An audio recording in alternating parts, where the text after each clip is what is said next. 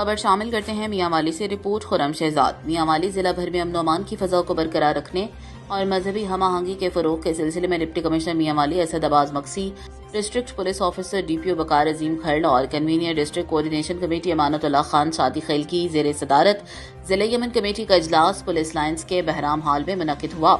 مشاورتی اجلاس میں تمام مکاتب فکر سے تعلق رکھنے والے ممتاز علماء کرام، ممبران ضلع یمن کمیٹی نے کثیر تعداد میں شرکت کی۔ اجلاس کے دوران ضلع میں بھائی چارے اور مسلب کی ہم آہنگی کو فروغ دینے کے حوالے سے تفصیلی تبادلہ خیال کیا گیا۔ اجلاس میں اس بات پر سختی سے زور دیا گیا سوشل میڈیا پلیٹ فارمز پر کسی بھی فرقے یا مسلک کے خلاف ایسی کوئی پوسٹ، تبصرہ یا مواد شیئر نہ کیا جائے جس سے فرقہ واریت کو ہوا ملے یا لوگوں کے جذبات مجروح ہوں۔ تمام مکاتب فکر کے علماء کرام نے رواداری اور برداشت کے پیغام کو عام کرنے کے عزم کا اظہار کیا اور ضلعی انتظامیہ و پولیس کو امن و امان کے قیام اور قانون کی بالادستی کے لیے اپنے ہر ممکن اور بھرپور تعاون کی یقین دہانی کرائی۔